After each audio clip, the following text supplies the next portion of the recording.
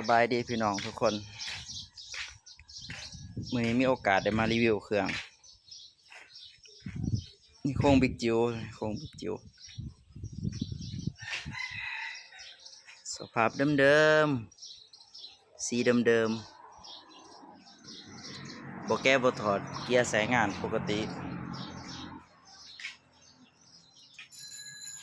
เครื่องอยู่ในหานนะตอน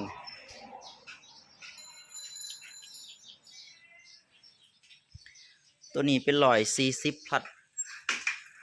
DI ใหม่กำลังใส่งานได้14 ชั่วโมงสดแห้งตัวนี้สดแห้งตัวนี้เป็น100 พัดความใหม่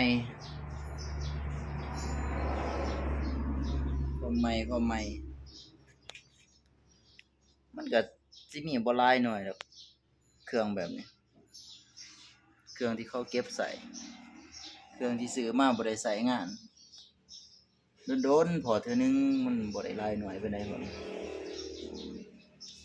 อ้อยมากอ้อยยังเบิดรีวิวให้เบิ่งกันยาวๆแล้วนะมื้อนี้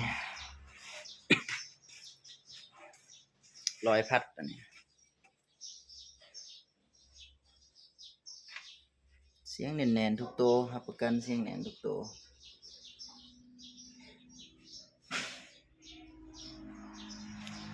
ตัวนี้เป็นเซตที่100นี่แต่เครื่องใหม่ๆบ่ค่อยเล่นเครื่องเก่ามาขายยาก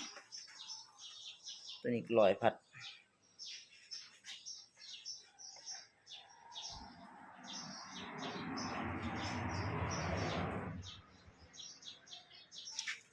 มีตำหนิตัวนี้นะเป็นปูดเก็บไว้โดนหลายบ่ได้ล้างไว้เป็นปูดแล้วก็หลังสิมีห้อยบาดไฟตาแตกตัวนี้เป็น120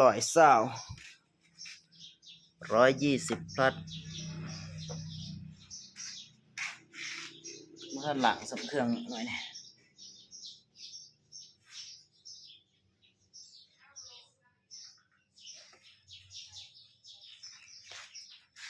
อันนี้ก็เป็น100 พัดอีก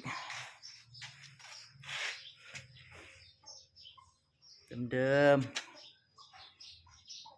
ใส่งานบ่หลายสีเดิมเครื่องเดิมบ่แก้บ่ถอดตัวนี้ถ่ายน้ำมันเครื่องก็สิประมาณ 4-5 เทื่อล่ะพัดเดิมได้สตาร์ทเด้อ140งาม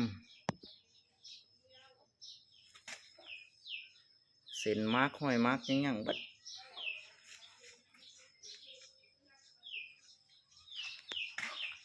มีหลายโตอยู่นะมาเบิ่งเอาอยู่เฮือนโอเคกว่าตัวนี้110 ตาเล็กตัวนี้สภาพงามพวกนี้หายากพวกนี้มีบ่หลายเดือนหนึ่งได้มาบ่เกิน2 โต 3 โตนี่100 ตาเล็ก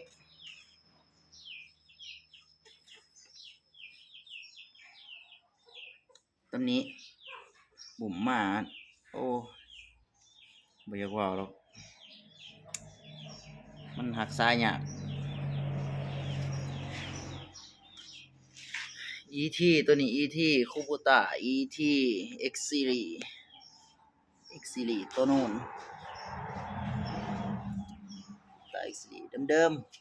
ๆฟ้าสูบบ่เคยเปิดเนื้อจักแห้งๆงาม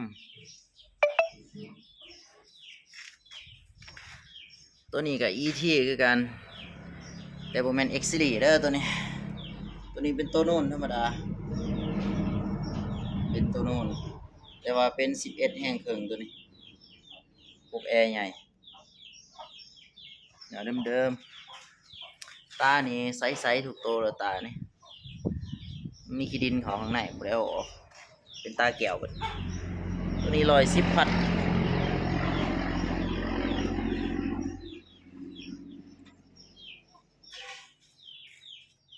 ตัวนี้เก่า10ขัดตัวนี้เนื้อแห้งๆงามๆสีเดิมๆนี่ใส่งานหลายๆปีระดับ10ปลายปีขึ้นหา20ปีพุ่นล่ะ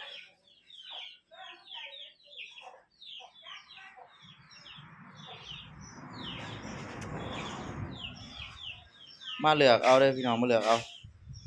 ราคาก็อยากตึงแน่ราคาก็เป็นเครื่องเดิมเป็นเครื่องใหม่เน้นว่ามือสองแต่ว่าเป็นเครื่องใหม่ราคาก็อยากตึงแน่แต่ว่าคนที่มาฮอดร้านน่ะสิเข้าใจว่าเป็นหยังคือเครื่องมันคือแพงมันคืออิหยังประมาณคันนี้เตรียมจัดส่งคัน90พัด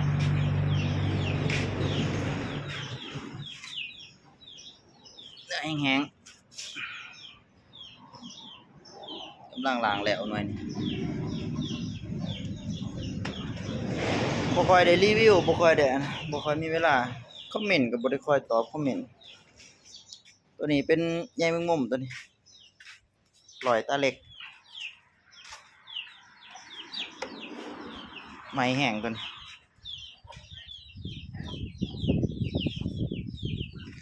ไหมแห้งโป่งสภาพใช้งานน้อยๆกำลังเป็นห้อยคอหลากแห้งๆเดิมๆบ่เคยเปิดบ่เคยแกะ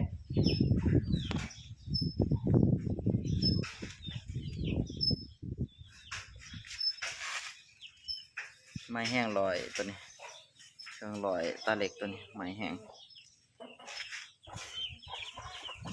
ตัวนี้บิ๊กจิ๋วตัวนี้ราคาต่ำนะราคาต่ำกว่าหมูอยู่ในห้างX Series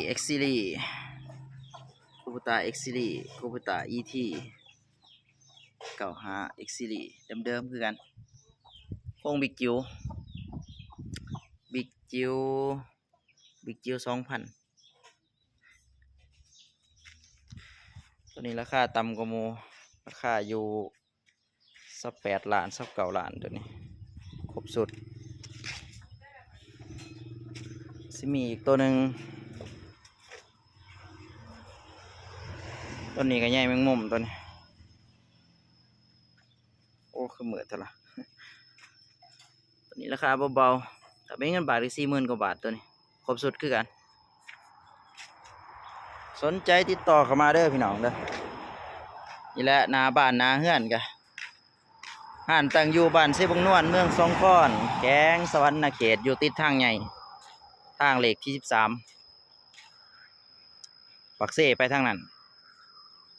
สวรรค์มาทางนี้นี่ละเพื่อนก็ตั้งอยู่ประมาณนี้ละพี่น้องเห็นป้ายใหญ่ๆต้นนี้ละแม่นรถนี่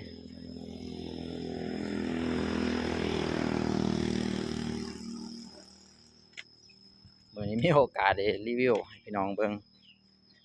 มาเลือกซื้อเลือกเบิ่งเอาพี่น้องมาเห็นเบิ่งตัวจริงมาเลือกมาซื้อเบิ่งมาจับมาไว้มาติดจักมายังเบิ่งจังสิฮู้ว่าของดีของถูกมันต่างกันแนวใด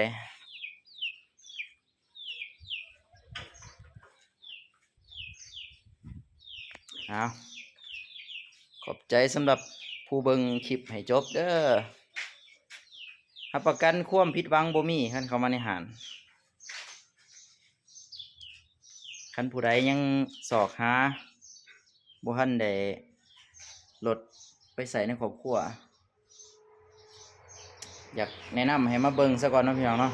บ่ซื้อบ่หาบ่เป็นหยังพี่น้องมาเบิ่งมาชมเบิ่งว่าห้านอยู่ไสมันเป็นจังไดราคามันคือสิแพงแท้หรือว่าถูกหรือว่าแพงก็มาศึกษาตัวจริงเบิ่งเอาขอบใจพี่น้องสำหรับผู้ที่เบิ่งจนจบคลิปเด้อตัวตึงในห้างตัวนี้ราคาตึง สนใจติดต่อด้วยพี่น้องเด้อบ้านเซบงนวลเมืองสองค้อนแขวงสวรรณเขตเบอร์โทรศัพท์ติดต่อก็02097111949ติดต่อมาได้รับสายตลอดเวลาคันโทรมาแล้วเสียงดัง